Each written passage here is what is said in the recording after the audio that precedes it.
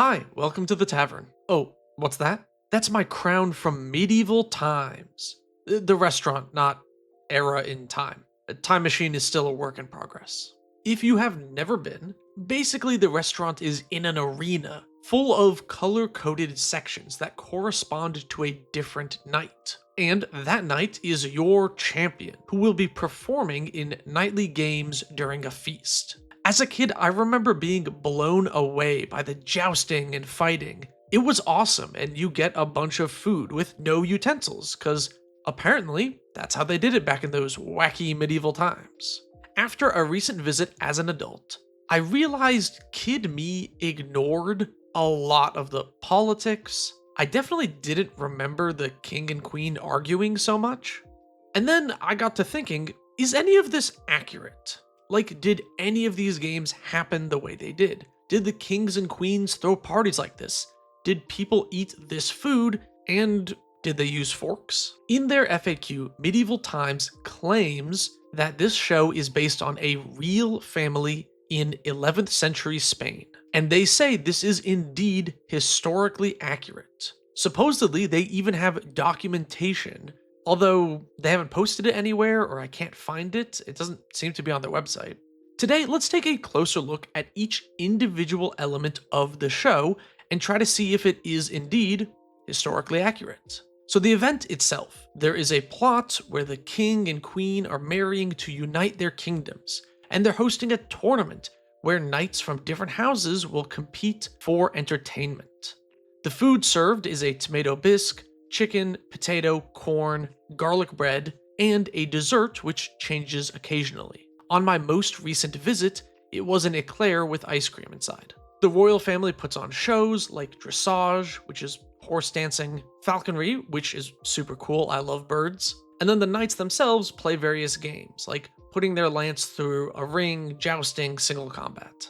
And during all this, there is a whole story where one house is upset with the king and queen's alliance, plots revenge, blah blah blah. I won't spoil it for you. And it's interesting that they specify 11th century Spain, because I feel like if they didn't, a lot of this would be a lot more accurate, but we'll get into that. So let's take a look at all of these different aspects individually, and then their real historical counterparts. One of the initial investors claims that he can trace his lineage to Charlemagne, and wanted to put on events like his family did back in the 11th century. Whether or not he is related to Charlemagne, I cannot prove, but we can try to find if royal families back then put on this type of show. Sadly, in the Medieval Times FAQ, although they say this is based on a real family, they don't actually specify which royal family, so I can't look them up. Also, supposedly, a lot of the plot is inspired from the film El Cid, so I'm just going to focus on generally what 11th century Spain was like, since I can't find the specific house that they're referring to.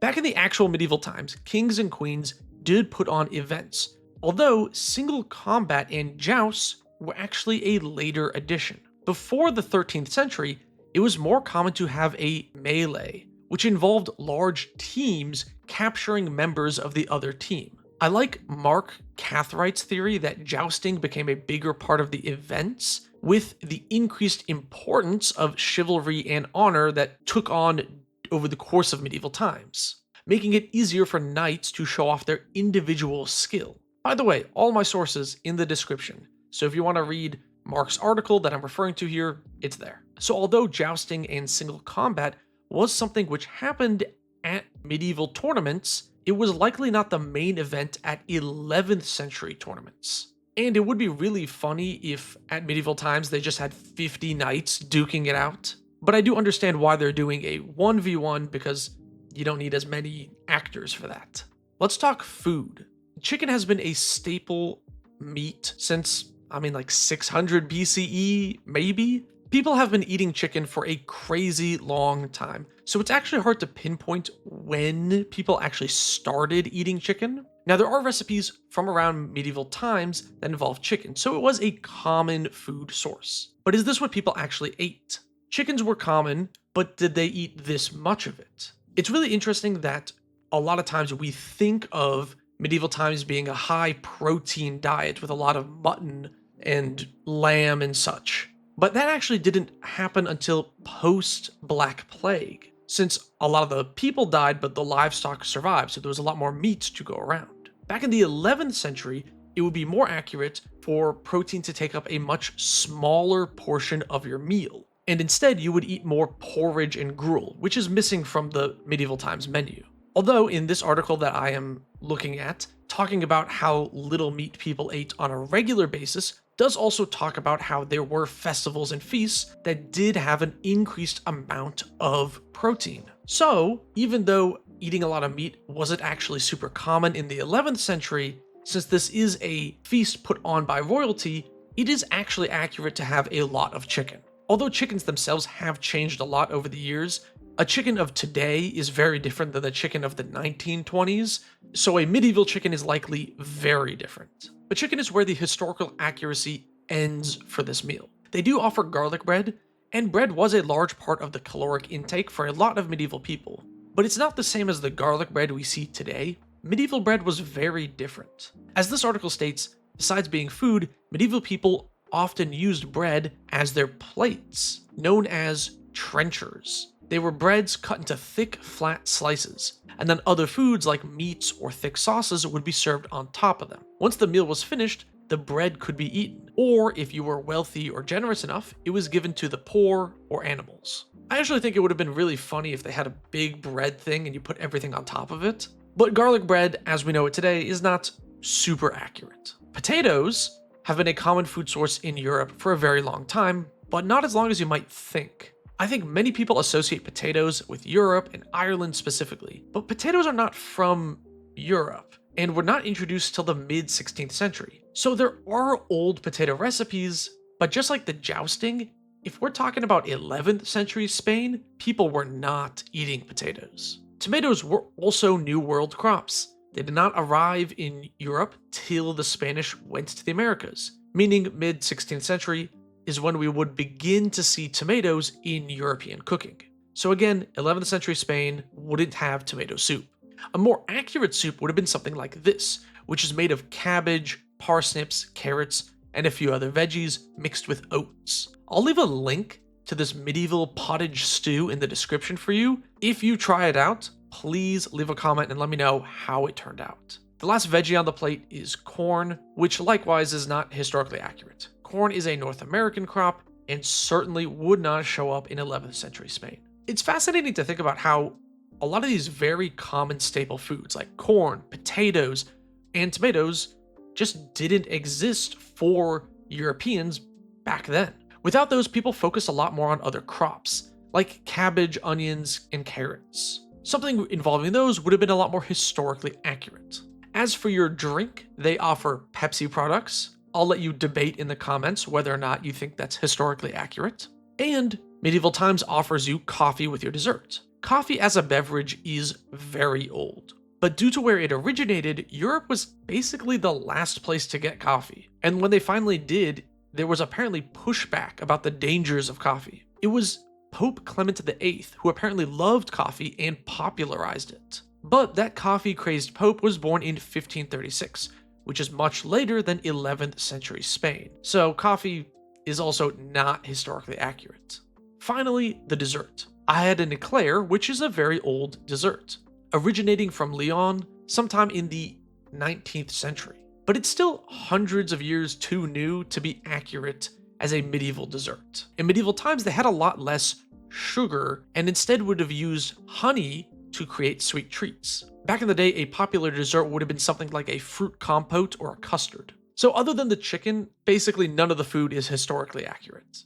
Onto the utensils, or lack thereof. Forks themselves are actually really old and have existed well before medieval times, but they were not commonly used in Europe. A medieval cutlery set would have had a spoon, knife, and an awl. Some sources I saw called it a food pick, or people would just eat with their hands, especially if you were not a noble. As a peasant, you might have only had one knife for the whole table, and everyone would share that knife. You would cut your piece and then eat it with your hands.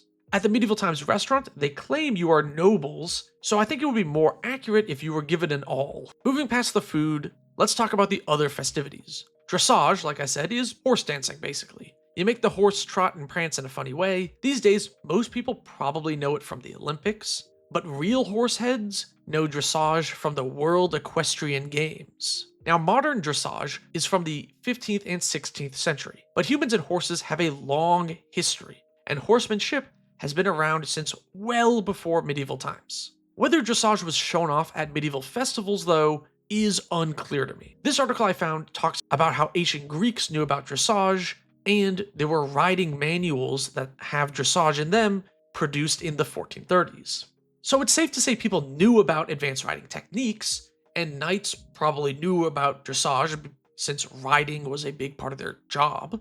But I struggled to find any mention of people using this as entertainment. Maybe because horses had more of a working relationship with people, so it was less of a novelty and more of an advanced driving maneuver you could learn. So the knowledge of dressage is probably accurate, but I don't know if it would have been shown off for entertainment like this. Falconry is another very old practice, dating back to the reign of Sargon II in the Assyrian Empire. Much like horse riding and chicken breeding, falconry is ancient, and I have no doubt that it existed in the 11th century. But the question is, did people use it for entertainment back then? According to Wikipedia, it says nobles used falcons as status symbols, and with an ironclad source like citation needed, I gotta believe them. Alright, maybe I should Google around a little bit more and see if I can find anything to actually back this up. And actually, yes, I was able to find multiple sources that back up this claim that falconry was used by nobles to show status. I have no clue why Wikipedia seemingly has nothing on it. So yeah, nobles did use falconry, and it makes sense to have falconry at the medieval times restaurant. This might actually be the most historically accurate part of the whole experience. A noble showing you cool falcon tricks. Let's talk about the games that the knights play. I already said that single combat is technically inaccurate for the supposed time, but let's pretend it is for a second. Let's say we're in 13th century Spain. Is this what knights actually did? They play a couple of games like pick up the flag from the ground and toss it to another knight. They got hit a target with a spear while you're on your horse. They also have get a ring with your lance. I tried looking into what nobles and knights did for leisure, and I found a lot about jugglers, falconry, grand melees, but amongst all the random things that people did for leisure or games that knights did, I couldn't find anything that were like this. It appears that the grand melee tournaments didn't have pin the spear on the ring events. So I feel like these games specifically might not be historically accurate, although knights did show off their riding and skills, so maybe they did something similar. Lastly, let's talk about the plot itself. For me, I've always seen the same color knight be the secret evil knight and the winner change around, although according to this old Reddit post, sorry, that's the best source I could find, the choreography is the same each time, but the knights change colors, so you never know who's going to win unless you recognize the actor who plays the winning knight. So I guess any knight can be evil, although I've been multiple times and I've only ever seen one. Beyond the knights, kings and queens getting married to unite their houses is something nobles have done for centuries. Honestly, the plot doesn't make too much sense. Maybe I need to watch El Cid. I don't get why this one knight betrayed the queen. It seemed like they had so many other knights that would fight against them, but maybe it wasn't explained well. Maybe I didn't pay enough attention. I don't know. But at the very least, I think royals marrying for political power is indeed historically accurate. So that's it. Medieval Times is a fascinating restaurant. These days, I feel like there are not too many other places that do dinner and a show, and not on this scale. It's like a small taste of a Ren fair. But just like a Ren fair, it is not super historically accurate. They took some creative liberties with the time period and how knights act, and they took a lot of creative liberties with the food. But overall, it's fun. I think the choreography is still pretty impressive, and I understand why they don't want the food to be super accurate. Food really has changed a lot over the years, and if you served 50% cabbage, I feel like not many kids would want to come back, which is ultimately their goal. As a kid, this place has always wowed me, and although it would be really funny if they had a grand melee with 100 lads fighting at once, I get why they didn't do that. I kind of wish that they just said 13th century Spain instead of 11th, and more of this would be accurate. I'm not sure why they settled at 11th century Spain. Anyway, thanks for watching. If you're here from the main channel, I hope you enjoyed this. I know it's very different. If you don't know what I'm talking about, I have a Magic the Gathering YouTube channel. You can check that out if it interests you. And yeah, if you want to see me talk about other random things, stick around, subscribe.